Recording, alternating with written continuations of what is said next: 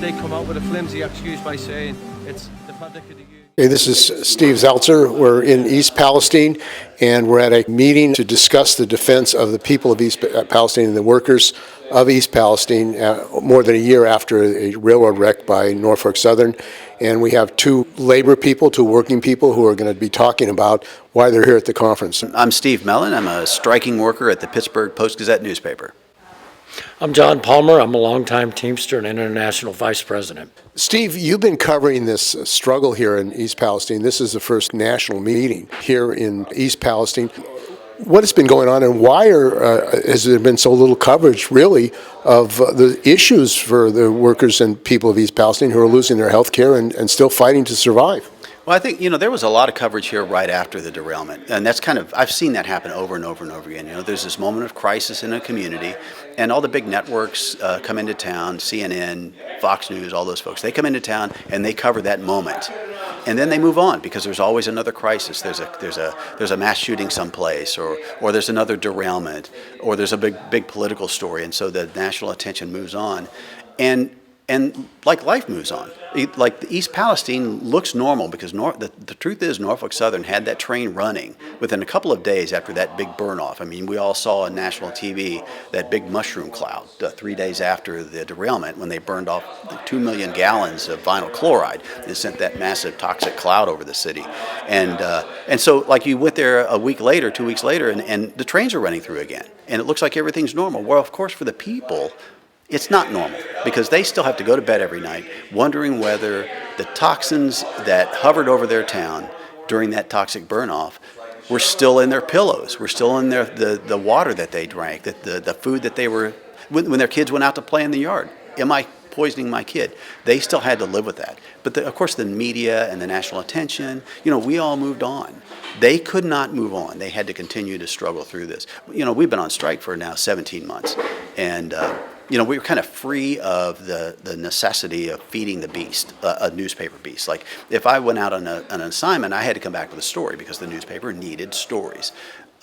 We have a strike paper now, but we're the bosses. Like working people are the bosses. We can publish stories the way we think they need to be published. We can report them the way they need to be reported.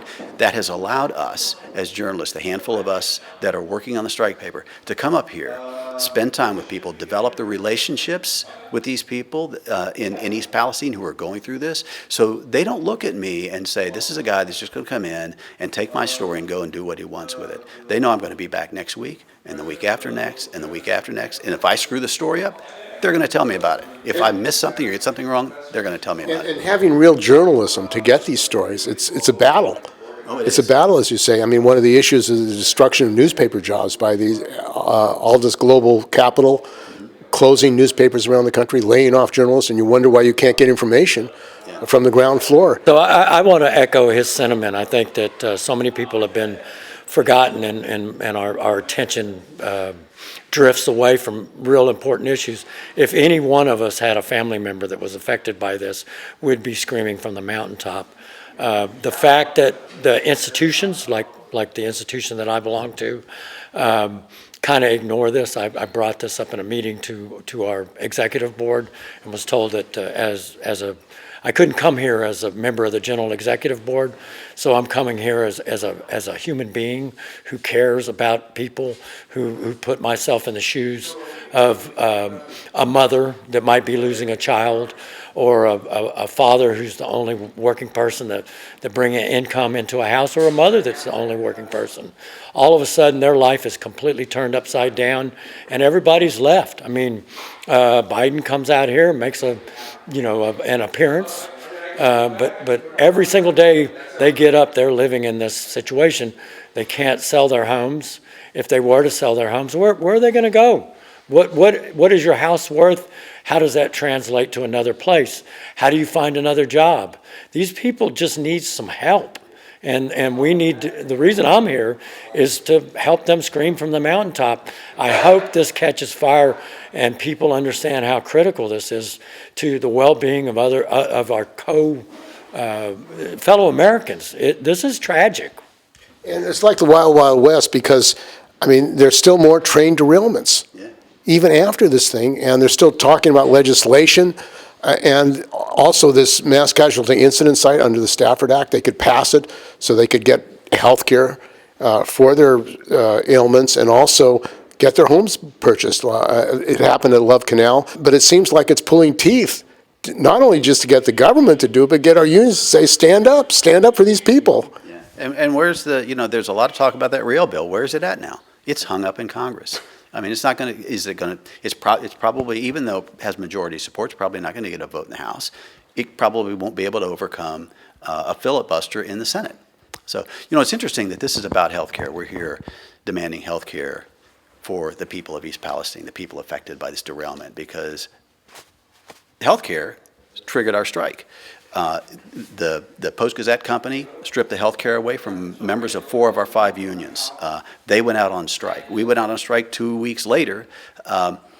It's all about health care. Health care could resolve our strike. I was looking last night, I was doing a little bit of research. I found that in this country, 650,000 people each year go bankrupt because of their medical bills.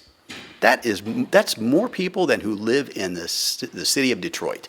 We have the richest country in the world. We have like almost 800 billionaires in this country, and we have people we have more people than who live in Detroit that are filing for bankruptcy because they cannot pay their medical bills. That to me that's crazy. That's a crazy way to run a country, and it's unsustainable. I couldn't agree more. Corporate America is destroying America. They own the political system, they own the politicians, and people are doing without. People used to inherit things like their homes from their parents and that. Nowadays, people get sick and they lose everything they own before they become a ward of the state. There has to be a better way to administer health care than we're doing right now. People's well-being shouldn't be tied to corporate profits. And the AFL-CIO, the Teamsters, these national unions, you think they should make a focus here as an example of the fact that if people can't get health care in East Palestine after what happened, this catastrophe caused by Norfolk Southern, what does it mean for the rest of workers who are losing their jobs or on strike or they can't afford health care? Their life is destroyed. That's really a nightmare what people are going through. Yeah. Well, that's a good point. And one of the things that makes me proud about this effort here is that it is union people coming together with working class people. So we're not here asking for higher wages for ourselves. We're not asking for better benefits for ourselves. We're looking at a working class community that's struggling because they don't have health care, because they were damaged by a billion-dollar company that dumped a toxic load in their backyards. That's why we're here.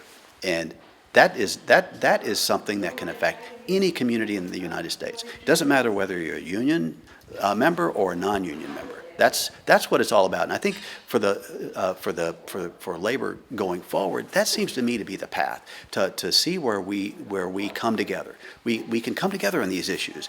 It doesn't matter what. The one day of the year when you walk into a voting booth and flip a switch, we can disagree on that, right? Where's that going to get us? In 5 years, we're still going to have the same discussion about health care. It's like, but we can change that. There's power in us coming together across union lines and include people who are not union, because we have the same interests and we can benefit from winning the same battles. So I'm going to reinforce Steve's statement again. We have a commonality as human beings. I coached my kids basketball, football, baseball. Many of the kids that I coached worked for competitors of the company I worked for, and they were non-union. We all still love and care about one another. Some of us were union, some of us weren't. This is bigger than whether you're in a union or not. This is about us as Americans, and we've got to solve this problem. This is getting away from us, and the only way we're going to solve this problem is from the grassroots. All the institutions are pushing back against us because of the money and the influence. It's got to come from the grassroots.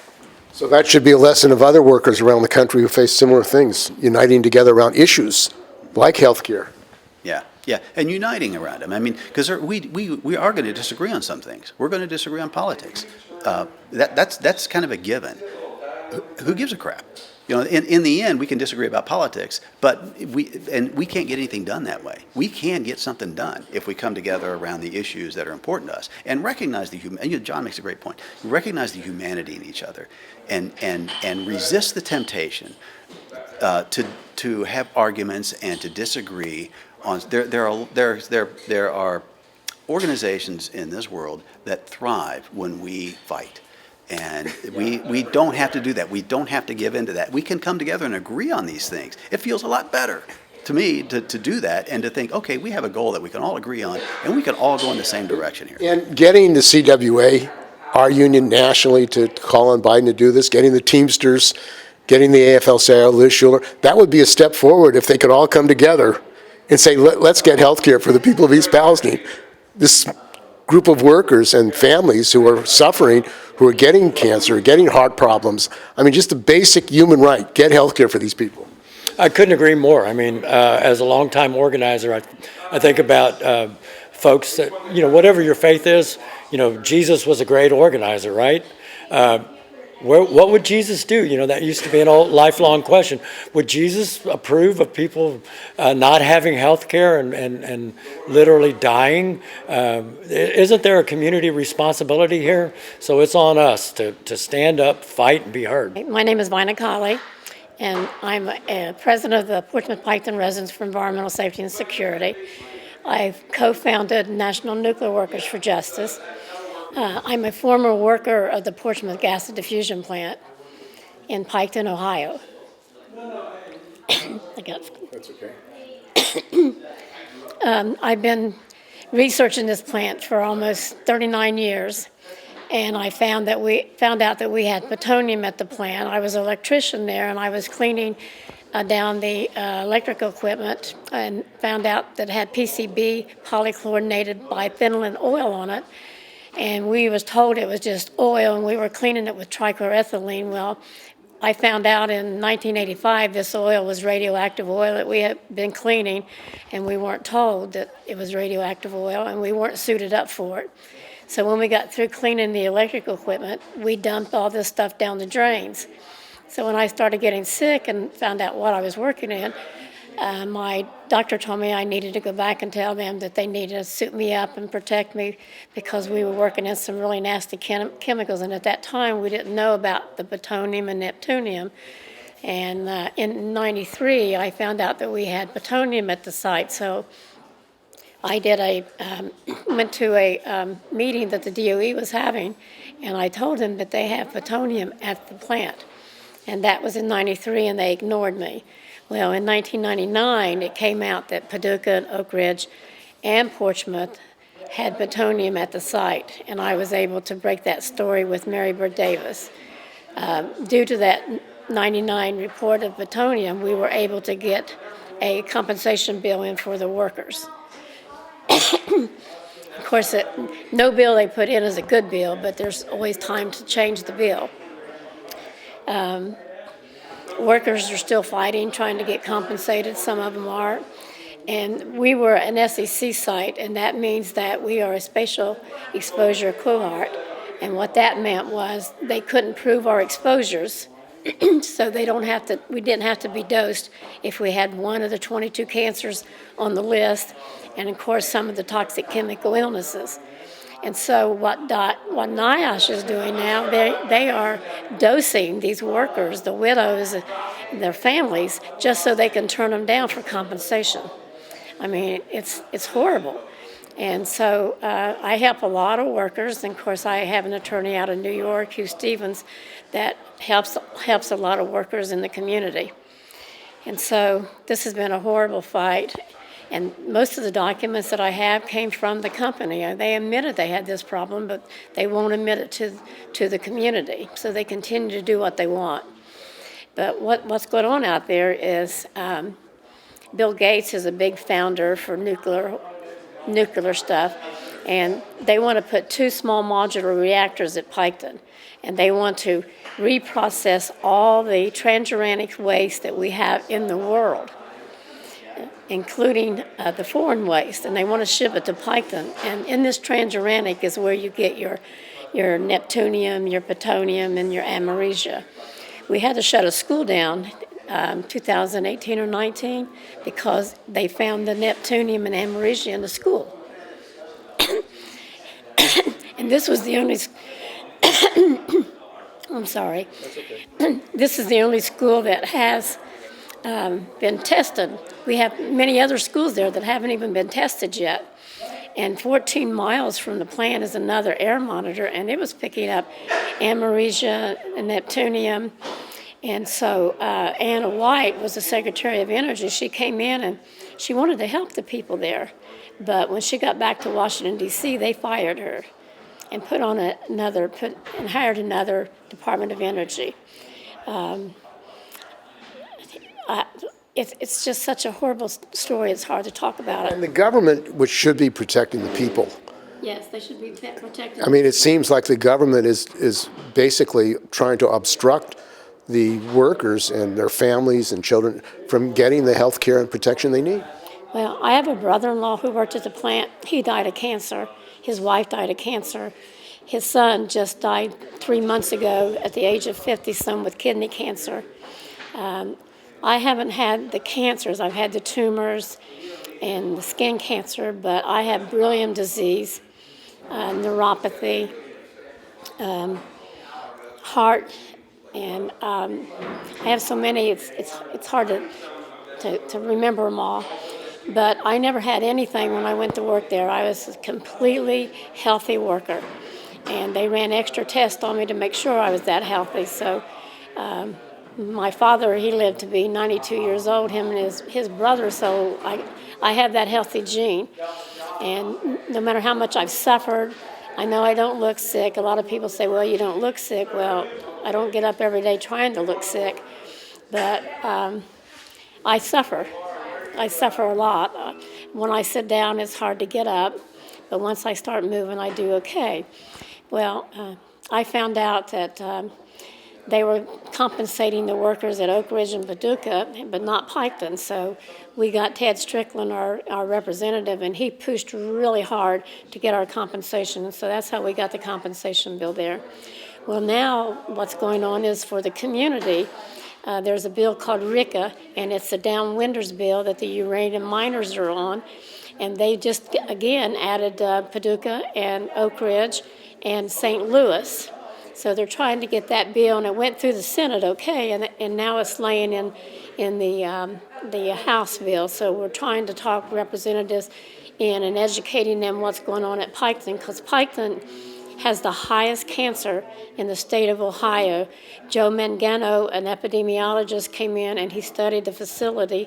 He did 2 studies. His second one that he did, he said the 7 surrounding counties around the Piketon area are also highest rate of cancer in the state of Ohio. And we're probably, I think he said around 85, 87% nationally. Well, as soon as I found out last week they were going to leave Piketon out of the compensation bill, I got a hold, I put a petition online, and then I got a hold of Senator Brown, got a hold of Senator Vance, and then we got a hold of Winsor, and now we're working with Jim Johnson to try to help get Piketon added on this RICA bill.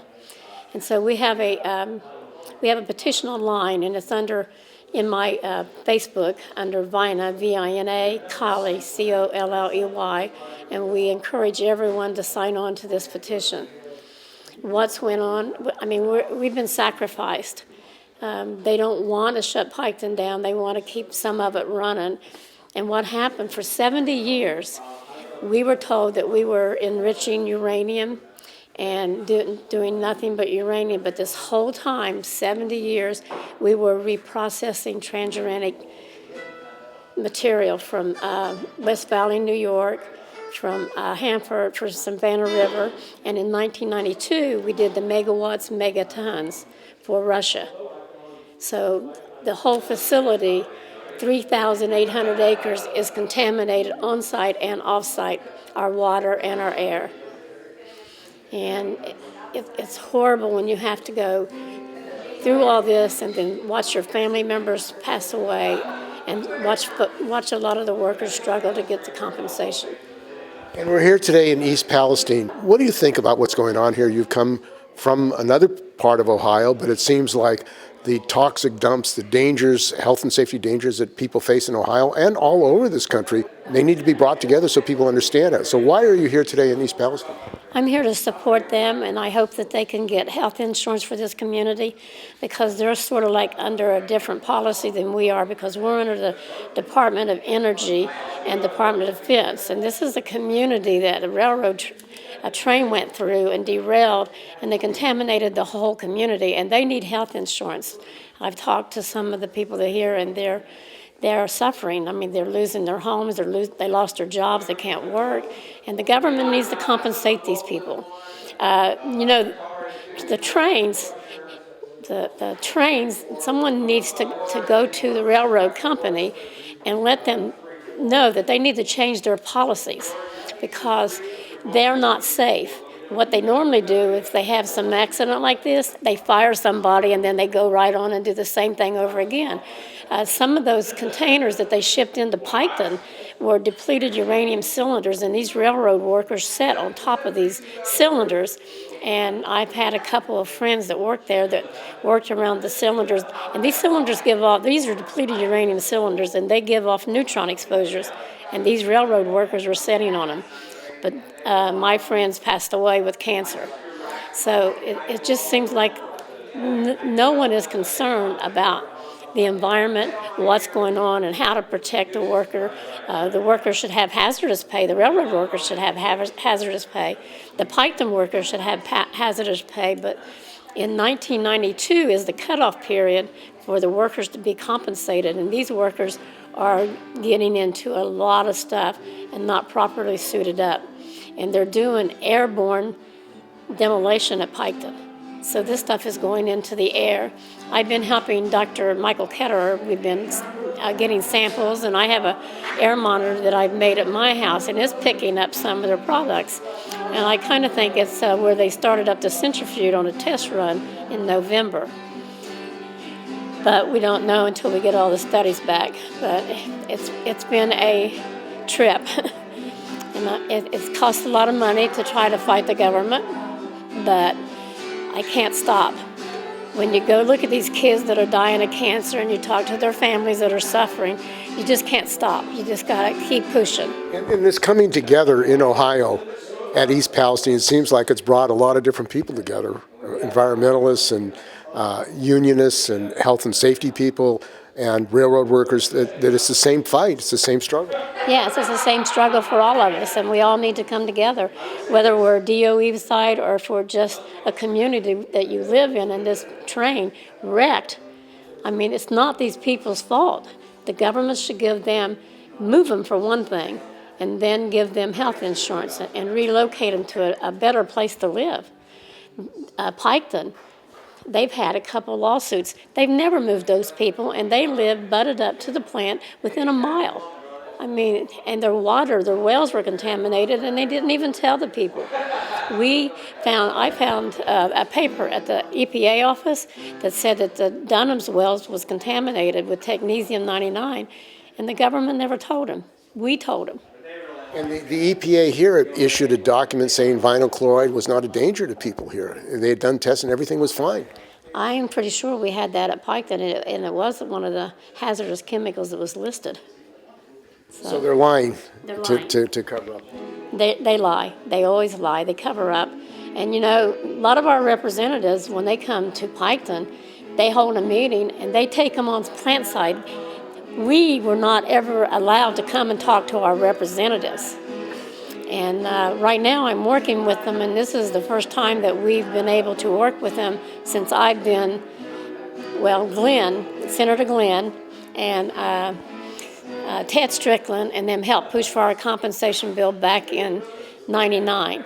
But since '99, we haven't been able to get anyone to pay attention.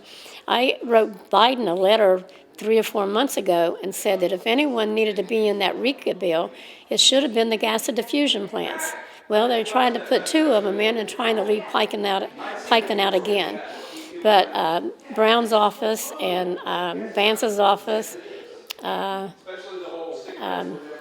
Brad Winthrow, And Jim Jordan has given me a direct email line to send them these documents to see if they can help us get into RECA. Well, thank you for joining us.